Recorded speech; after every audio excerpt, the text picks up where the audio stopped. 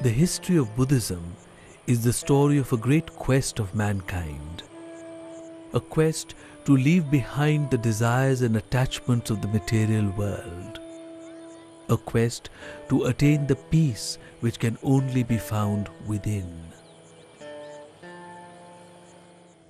It was the 2nd century BC. In the Western Ghats, close to the coast of Maharashtra, one of the greatest chapters in Buddhist art was unfolding. Over a period of 1,000 years, more than 1,200 caves were hewn out of the heart of the rock. Most of these were Buddhist. Leaving behind the cares and confusions of the material world, the devotee came to these havens of peace to meditate.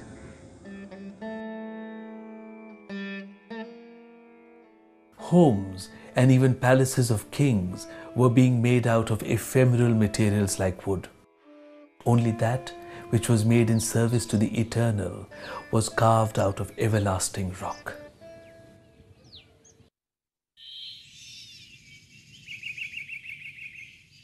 The first phase of prolific excavation was from the 2nd century BC till the 3rd century AD. Great Buddhist prayer halls and viharas for the residence of monks were made in the rule of the Satvahans and the Kshatrapas. Though these kings revered Hindu deities, they patronized all religious establishments.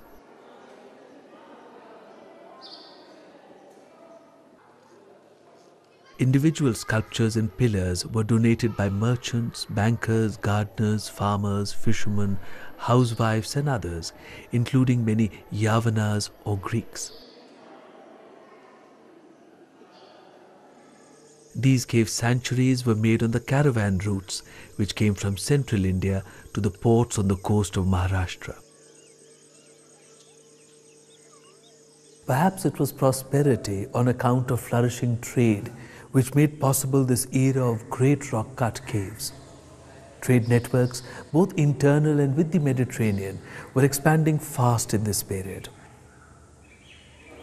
In 77 BC, Pliny the Elder writes in Rome that Roman coffers were being emptied for buying too many fine textiles from India.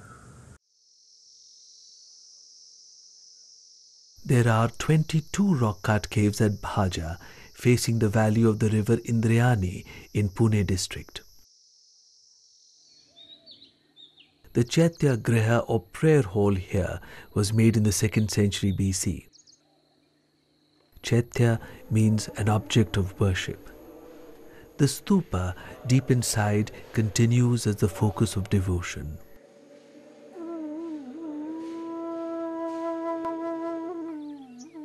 The mortal relics of the Buddha had been enshrined in a number of stupas.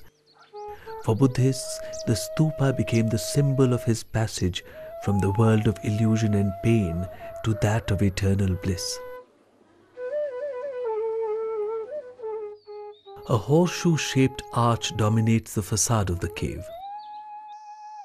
The shape was first made in imitation of wooden architecture in the Barabar caves of the Ajivikas in Bihar. Soon, it was to be a pan-Indian motif in Buddhist, Jaina and Hindu monuments. The scale of the hall is impressive. It is 55 feet by 26 feet and rises to a height of 29 feet.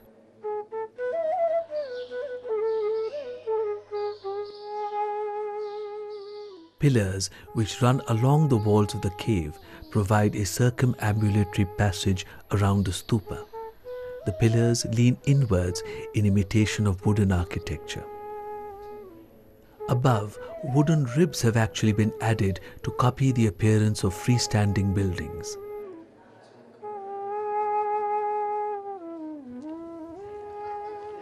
Among the viharas here, cave number 18, which is contemporary to the Grand Chaitya Hall, is remarkable.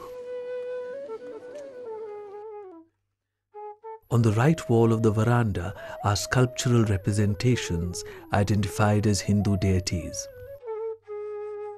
One shows a royal figure driving a chariot through the skies. This may be the earliest surviving depiction of Surya, the sun, who vanquishes the demon of darkness. The panel on the right has been identified as the earliest known depiction of Lord Indra, who rides an elephant. Indra is revered in Hindu and Buddhist temples till today.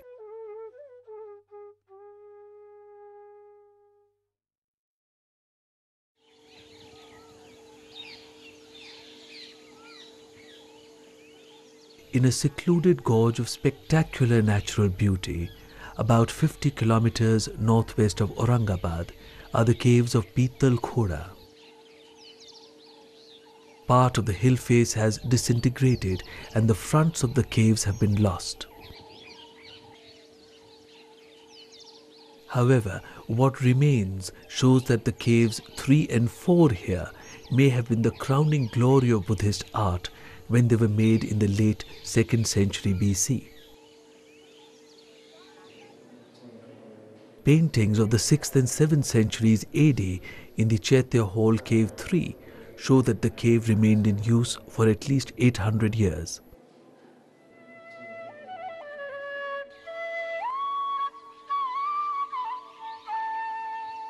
The conception of the entrance of Cave 4 is grand. It is as if the weight of the cave rests on the backs of life-sized elephants which have been made in the plinth. This concept continued in Indic monuments through the ancient and medieval periods.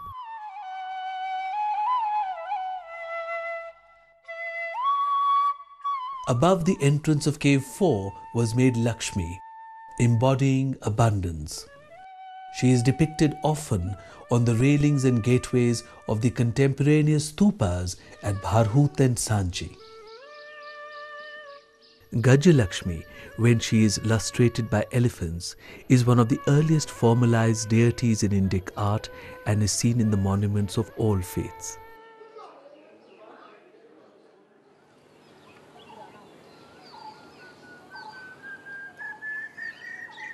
At Bedsa, on the south face of the range of hills which have the Bhaja caves, is another magnificent site of excavations. The grand Chaitya Griha is partly hidden from the profane world outside by a large section of rock which has been left uncut. In the ancient tradition, that which is important was always kept away from the glare of common sight. We have to make an effort to gain the joy and peace to be found inside.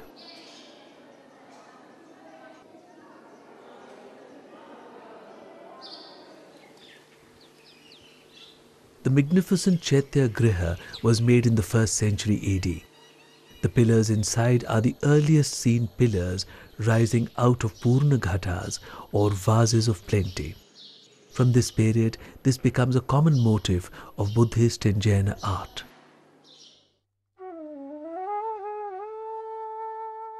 On the pillar capitals, we see animals with riders, as are seen in the contemporaneous Sanchi Stupa gateways in central India.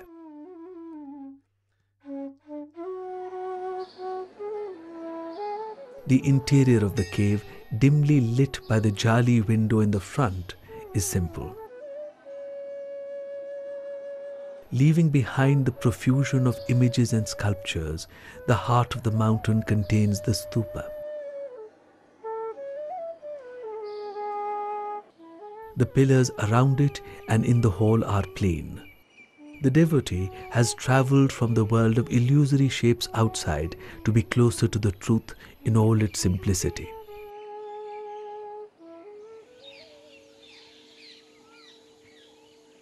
A small group of caves was excavated in the 1st century BC, overlooking the stream of Ulhas at Kondavane near Karjat. Owing to the remoteness of the site, it seldom receives the attention which it deserves. Despite its ruined state, the magnificent facade of the Chaitya Griha exhilarates the visitor. The figures made here are delicately modelled and are graceful. There is a sense of natural ease in the artistic depictions of these times. The men and women express emotions with freedom and warmth, not often seen in later representations.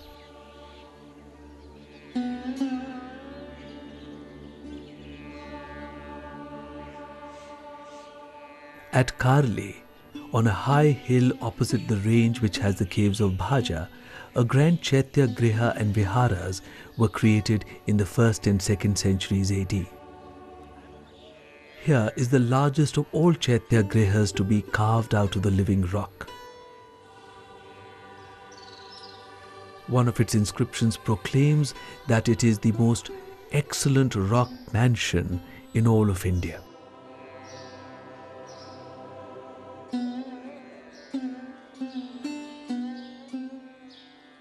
Another inscription records the gift of the Hindu devotee Ushavadata, son-in-law of King Nahapana.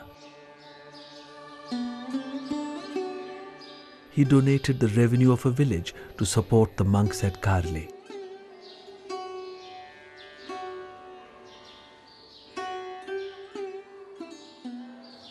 One must remember that these Chaitya Grihas were not really architecture but sculpture on an epic scale.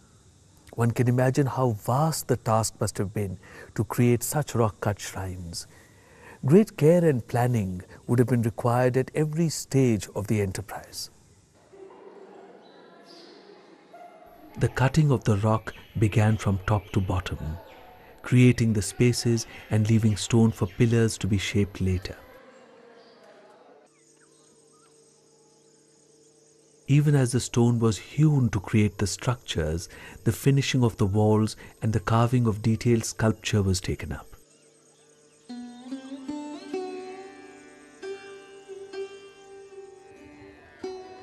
As at Betsa, the facade of the cave is mainly hidden from the mundane world by a rock-cut screen. A recent shrine today further blocks the view. On the side walls of the veranda are made large elephants.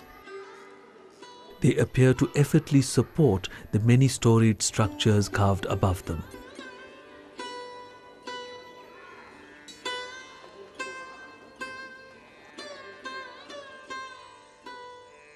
The facade has on it 6 couples larger than life and filled with robust vitality. These are the yakshas and yakshis who embody abundance and fertility of nature, the forces that ensure the continuance of life. They were seen individually in the gateways of the stupas of Bharhut and Sanchi. Here, they have come together as mithunas or loving couples. Their closeness to each other in natural affection symbolizes the completeness of the world, the harmony of the natural order. The figures do not attempt to faithfully copy the human body. They are idealized forms presenting the symbolic essence of human life at its most vital. They graphically display the quality of prana or inner breath of Indian art.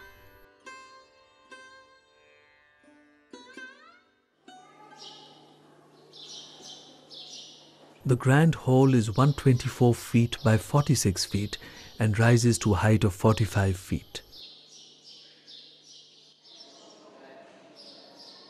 There are 37 pillars which run the length of the caves and around the stupa.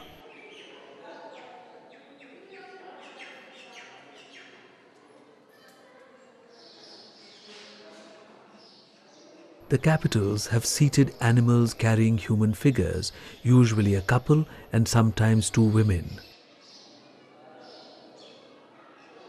They are seated in a friendly embrace and display a rare warmth. Here are people as they were meant to be, uninhibited, easy and joyous.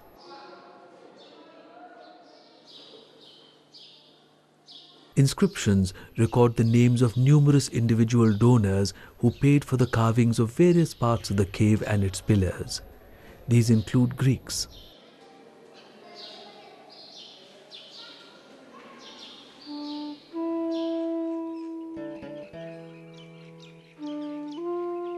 There are many small rock-cut caves on 4 hills close to Junnar in Pune district. These were excavated from the 1st century BC to the 3rd century AD.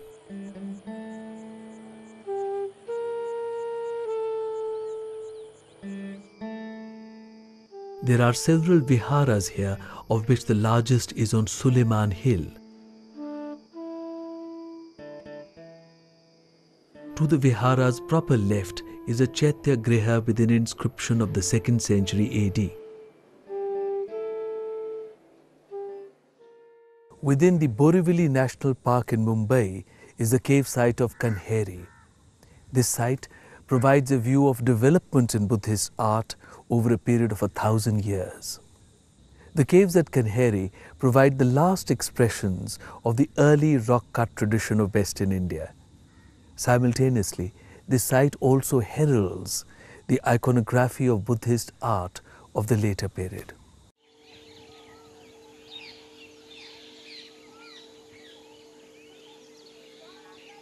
The Chaitya Griha Cave 3 was excavated in the reign of King Satkarni in the 2nd century AD. It has a courtyard with a rock-cut fence around it. As at Karli, it has 2 pillars in front. One pillar has a representation of the Buddha, the earliest one in Western India.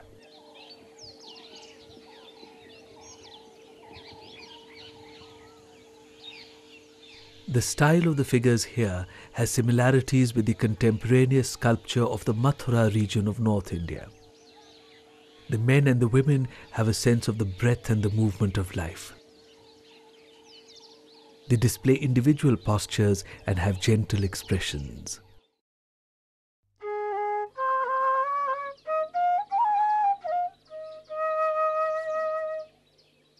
About 100 kilometers from Aurangabad, in a horseshoe-shaped gorge of the Vaghora river, are 31 rock-cut caves at the magnificent site of Ajanta.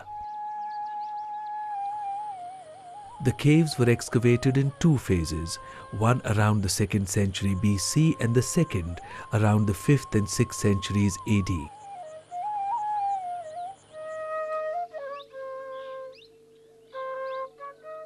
Cave 10 is the earliest Chaitya Griha here and was made in the 2nd century BC. The murals here are thrilling to see, as they are the earliest surviving paintings of the historic period in India. These murals are known to be the fountainhead of all the classic paintings of Asia. There are also paintings in this cave which were made about 800 years later.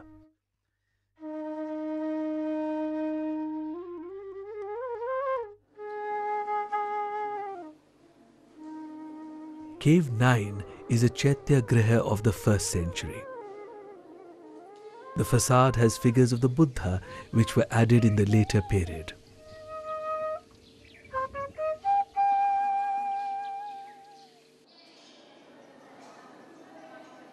The Shunga and the Satvahan periods were an era of the prolific making of monuments. Here were formulated the themes and traditions of art which continued in later centuries.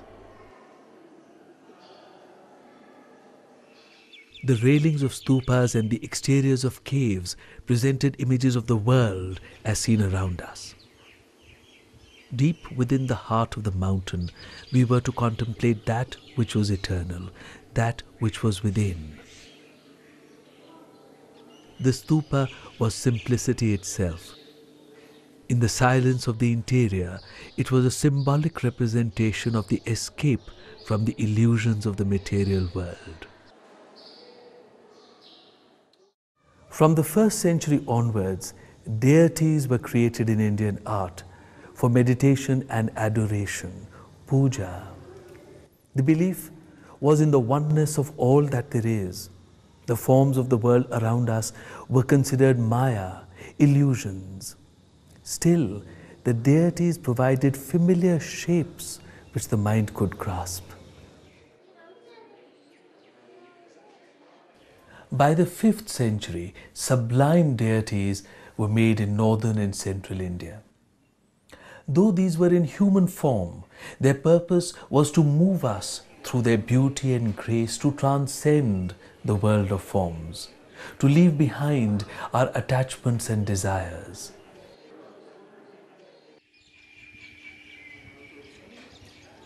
Around the 2nd century BC, at the magnificent site of Ajanta, great Buddhist caves had been carved out of the heart of the mountain. In the mid-5th century, under the rule of the Hindu Vakataka kings, the site saw renewed activity.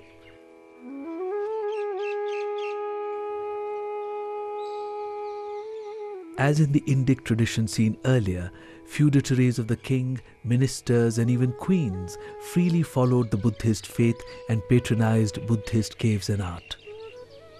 There were no religious divisions, and the patrons of the Buddhist caves sometimes proclaimed their descent from Hindu deities.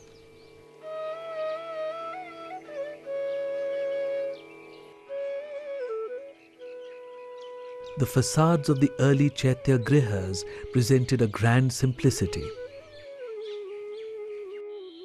The second phase of Ajanta brings us a changed world. Cave 19 of the mid-5th century is the first Chaitya Griha or hall of meditation of the Vakataka period. The facade of the hall is thickly populated with divine forms. The horseshoe-shaped window above the entrance, based upon wooden architectural models, has become more elaborate.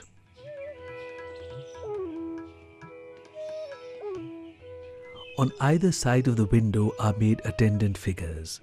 They stand in graceful postures and the treatment is delicate. Buddhas are made flanking the entrance to the cave.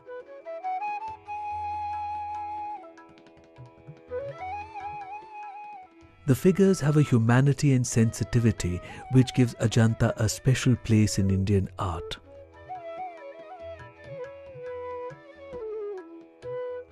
There is a grace and an inward look which is the hallmark of the sculpture of this period. The garments are diaphanous.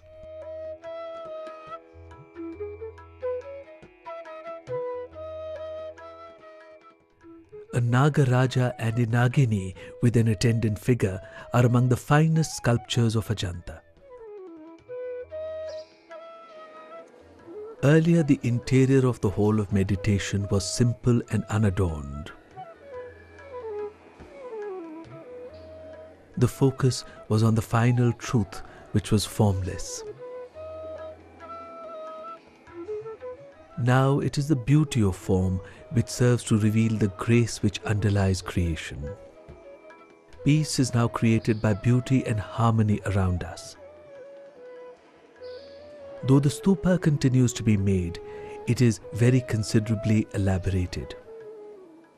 Now the Buddha is made in front of the stupa to bestow his blessing upon the worshipper.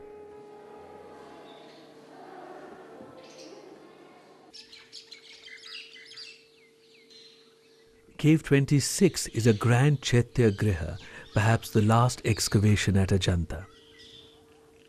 It is much larger and more elaborate than Cave 19.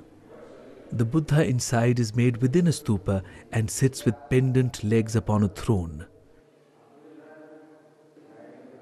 The Maitreya Buddha, who is as yet to come in the world, is often made in this fashion.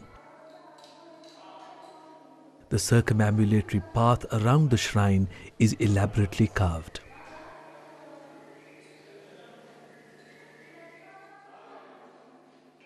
On the left wall of the cave is a marvelous depiction of the Buddha's victory over the armies of Mara. These forces represent the turbulence and confusion of the mind. Mara's daughters below represent our desires that keep us bound to a life of pain in the material world. The Buddha is serene as he rises above all these and is ready for enlightenment.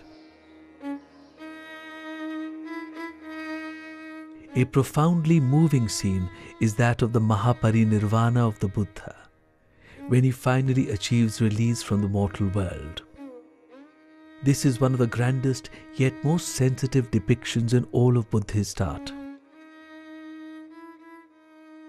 The figure of the reclining Buddha is about 22 feet long and is best seen from near his feet, the appropriate position for the devotee. The perspective has been perfectly made for viewing from this spot.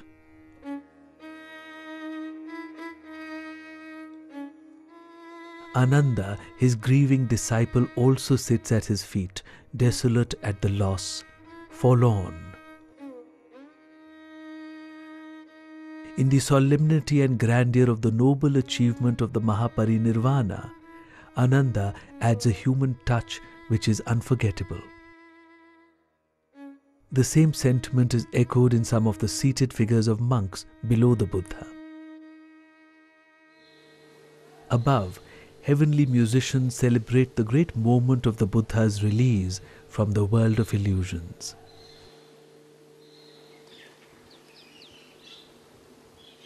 A number of grand viharas for the residence of monks were excavated in this period. These are considerably larger than the earlier viharas and are profusely painted. In fact, practically every inch of wall and ceiling space was originally covered with fine paintings. Early literature has many references to such halls of murals, and these at Ajanta are extremely valuable as they are the only surviving significant body of such paintings. These exquisite murals are among the greatest treasures of the entire heritage of Indian art.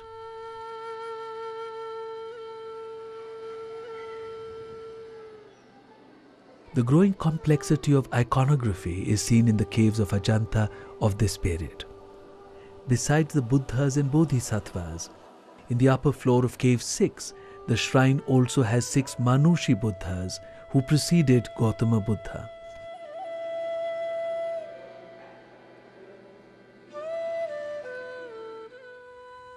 While the hammer and chisel sounded in the gorge of Ajanta, work was also taken up again at the Buddhist site of Kanheri within present-day Mumbai.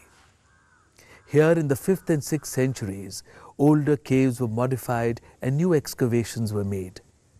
This made Kanheri the largest rock-cut site in India, with over 100 caves.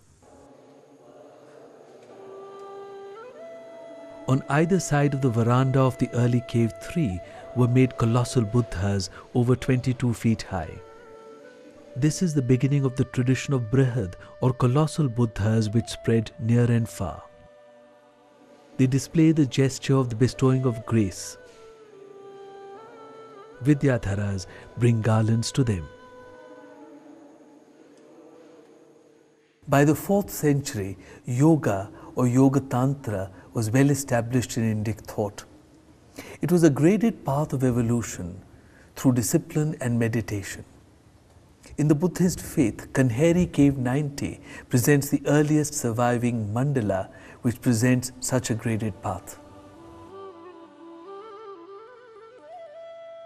In Cave 41 of the late 5th or early 6th century is the first known depiction of the Bodhisattva Alokiteshvara with 11 heads.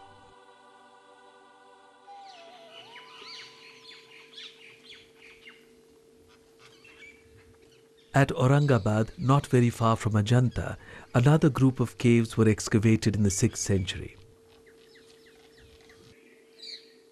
The earlier caves here are contemporaneous with Ajanta and seem to continue the sculptural traditions of that site.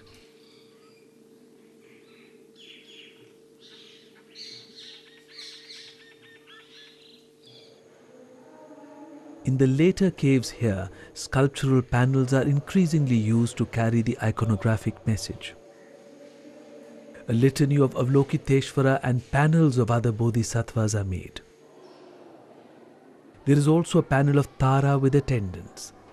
These are early depictions of the increasing numbers of deities which were being created in the Yogacharya development of Mahayana Buddhism. The worshipper meditated upon the aspects of the Buddha which were personified in these deities.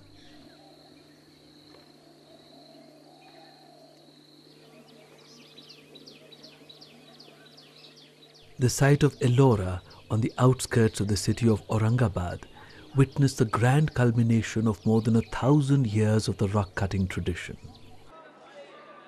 From the 6th century AD till the 10th, the last caves to be made in the Buddhist, Hindu and Jaina tradition were created here. 35 caves were cut out of the western face of an outcrop of the Sahyadri hills. The caves of the three faiths were made in overlapping periods. As everywhere in ancient India, this demonstrates the generous attitude of the rulers towards the worship of all divinities.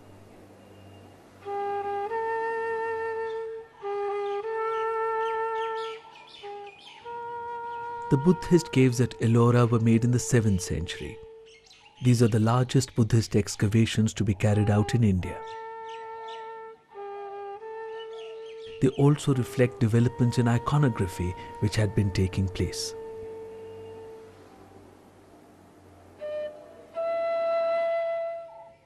From the simple ethical messages of the original teachings, the doctrine had become much more complex. The qualities required for enlightenment had been studied in great detail, and these had been personified in a large number of deities. A graded path towards the truth had been evolved through deities who personified the attributes of wisdom and compassion of the Buddha.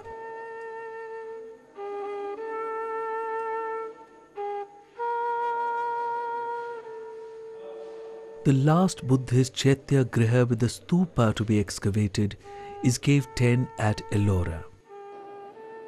The stupa has all but disappeared behind the figure of the Buddha, which has become much larger than it was at Ajanta in the 5th century.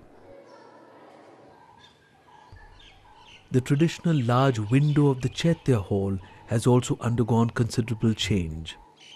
It has lost its large size and grand simplicity to become smaller and more decorative.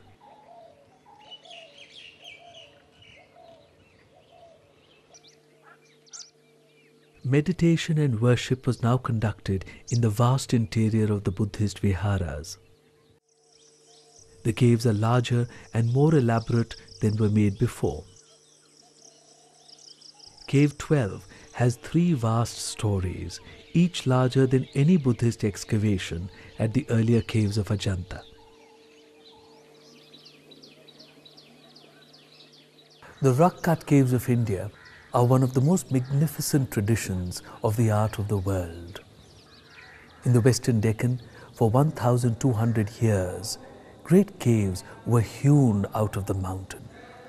These took us far from the clamor and anxieties of the material world outside. The devotee could come here and meditate. The aim was to come out of oneself with the realization of the grace which is in all of creation.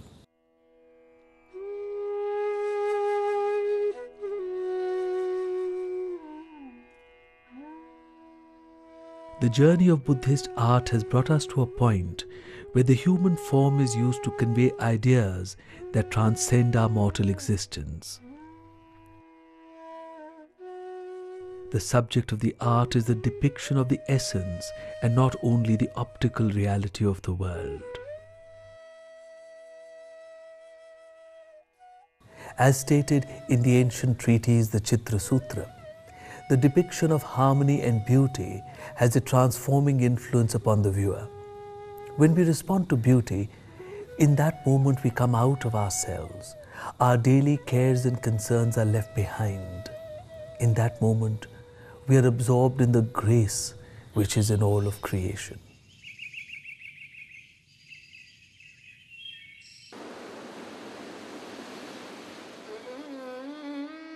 The state of Andhra Pradesh in the Deccan Plateau in India is a land of a rich and ancient culture.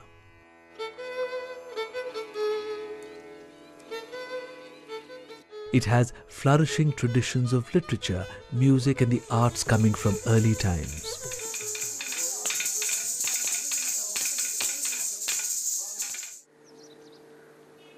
This is the fertile valley of the Krishna river in Andhra Pradesh.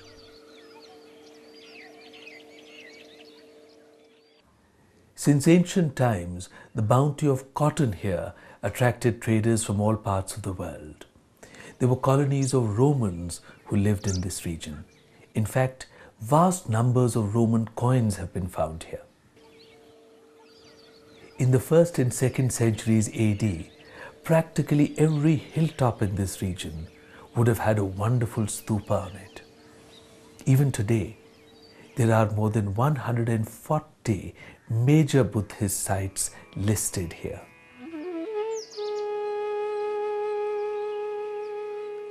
In a secluded valley in Guntupalli, there is a group of rock-cut caves. These are among the earliest of the entire Buddhist tradition. In fact, a cave here has a facade which is quite like the 3rd century BC caves in Bihar.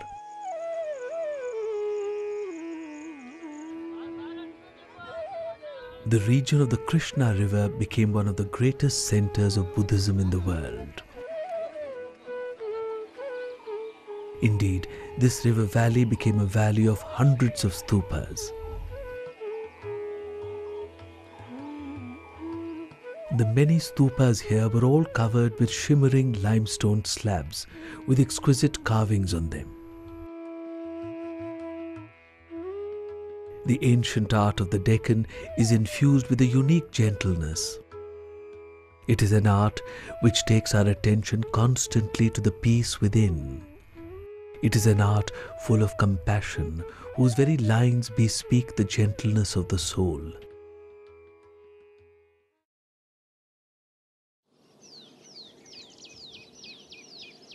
Jagyapeta, on a tributary of the Krishna River, had many stupas.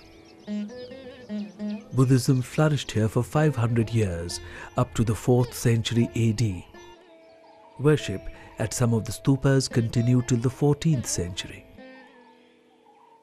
The caves and stupas of this valley reflect developments of Buddhism and its art over several hundreds of years. We also see the happy coexistence of different schools of Buddhist thought. Stupas of the Theravada tradition are made side by side with Chaityas and Buddhas of the Mahayana tradition. The sites of Guma Diduru, Ghantashala, Goli, Bhatti Prolu, Gudivada, Ramatirtham and Sali Hundam are among the numerous that reflect the rich Buddhist history of Andhra Pradesh.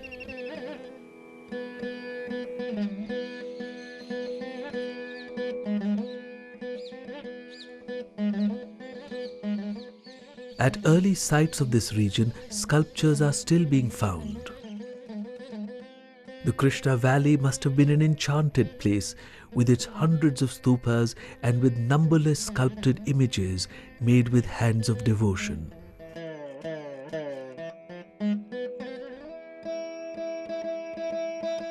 Here in Panigiri village in the Nalagonda district, fine sculptures are still being found under the ground till today.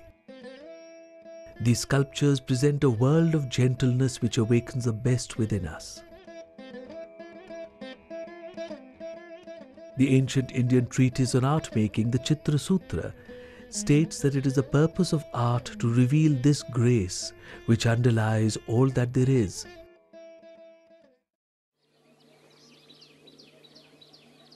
"2,000 years ago, Dharani Kota was the capital of the Satvahan kings.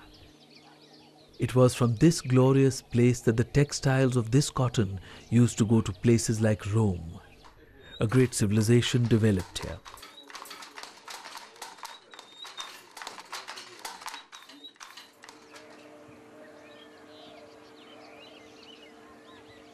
The Buddhist site of Amaravati is on the bank of the river Krishna, next to the ancient capital of Dharani Kota. The history of the stupas at this site covers at least 1,400 years, from the time of Emperor Ashoka in the 3rd century BC.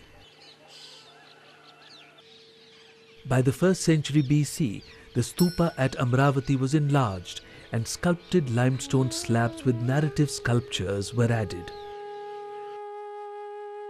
A drum slab of the stupa shows the Buddha's enlightenment under the Bodhi tree.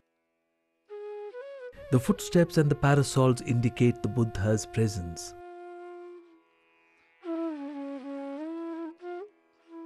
In the 2nd century AD, the Satvahans extended their rule to the eastern Deccan. Under them, the sculptural relief of the magnificent stupa reached its culminating phase. The entire stupa was covered with limestone slabs with exquisite sculpture. An ornate stone vedika or railing was also added. Today, only a mound remains of the Mahastupa or Great Stupa as it was called. In its time, its glory was known throughout the Buddhist world. Fortunately, we have an idea of what the stupa looked like from depictions of it in the sculptural reliefs. The Mahastupa was 162 feet in diameter. The railings were made 15 feet away. The railings were richly sculpted.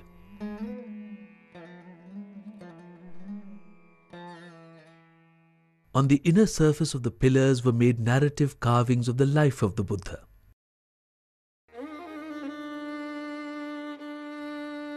A pillar narrative depicts the great departure, when Prince Siddhartha rode out of his palace to renounce his worldly life. The coping of the railing is fully adorned with eternal themes. Often a thick and luxuriant garland is depicted. It is reminiscent of the vine of the fullness and bounty of nature which was seen in Buddhist sites from the 2nd century BC onwards.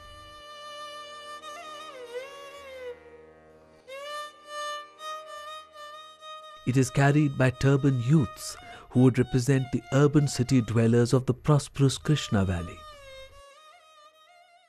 On entering the hallowed enclosure, the worshipper saw exquisite carvings on both sides of him. A world of Buddhist narratives was created through which he moved as he went around the holy stupa. Sculpted scenes such as the birth of the Buddha would transport the viewer far from the everyday concerns of the mundane world. His soul would be lifted in response to the beauty and grace before him.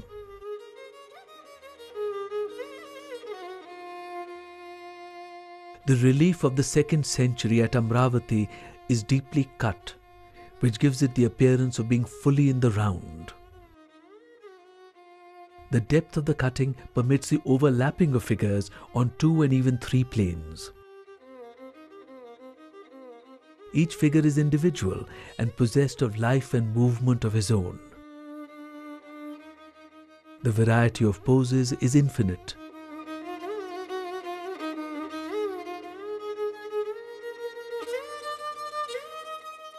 Besides the Buddha figure in the reliefs, a number of freestanding Buddhas have also been found at Amravati and other sites of the Andhra region. They date from the 3rd century AD onwards. These are quite different from the Buddha figures that were being made at Mathura and Gandhara and show an independent artistic conception.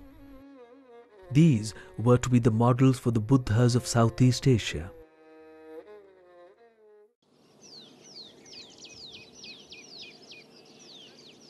In the 3rd century AD, the power of the Satvahans began to fade. However, the tradition of art which had blossomed under them continued. The Ikshvakus came to power in the 2nd quarter of the 3rd century and established a new capital called Vijayapur, or the city of victory, in the Nagarjunakonda valley. One of the greatest Buddhist teachers, Nagarjuna, lived here in the 1st or 2nd century AD. Nagarjunakonda means the hill of Nagarjuna.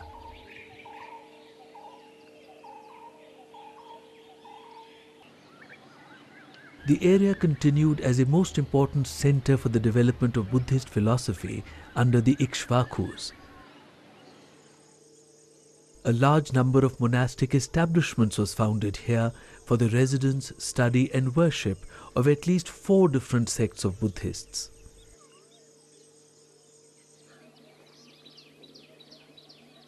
Unlike Amravati, the remains at Nagarjunakonda have been systematically excavated and securely dated through inscriptions to the 3rd and 4th centuries. The original site was submerged by the making of a dam in recent years. However, the edifices were carefully reconstructed and preserved for the future.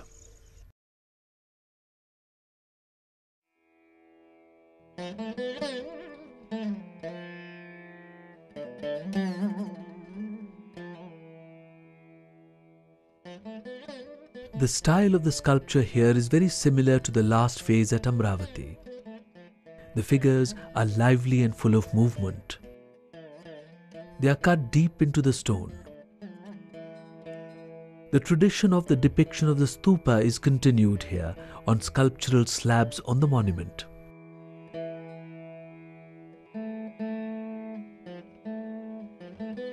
The many finely made depictions here include the scene of the birth of the Buddha. Queen Maya, the mother of the Buddha, gave birth to him while standing under a sal tree. The great departure of Prince Siddhartha when he leaves the palace of his father and his princely life is depicted. Divine beings hold up the hooves of his horse Kantaka so that he may ride out of the palace silently. The creative force of nature is expressed in yakshis whose mere touch causes the trees to blossom. These continue as a favorite theme from the earliest Buddhist stupa railings of the BC period. What is most remarkable is that it was not just the royal families who were patronizing the making of temples and stupas. There are thousands of inscriptions right across India, which show that it was fishermen, farmers, housewives, monks and nuns who patronized the making of the temples and stupas, their railings and their sculptures. It was actually the common people who created the vast Buddhist heritage of ancient India. The ultimate belief was in the oneness of the whole of creation. The sculptures were made, as donation inscriptions state, for the benefit of all beings of the world. The artist presents before us the grace which underlies all that is around us. The grace which is also deep within each of us, and we respond to it when it is presented before us in art.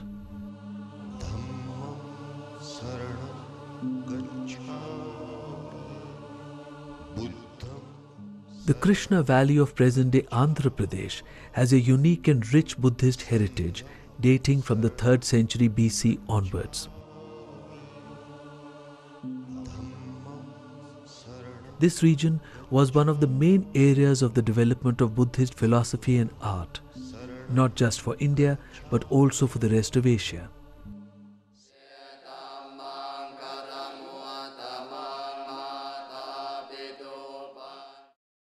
The Deccan Plateau in India is one of the oldest centers of civilization in the ancient world.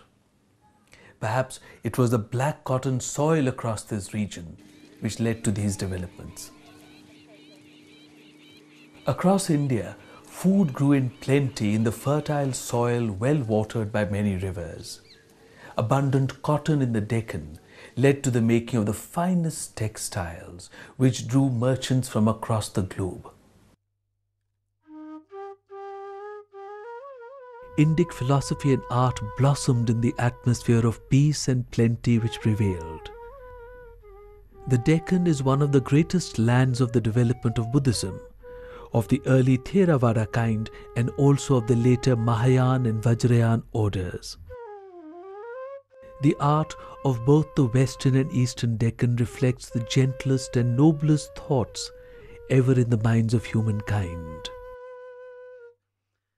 One can only wonder how fine and compassionate were the people whose hands could create such dignity and gentle expressions.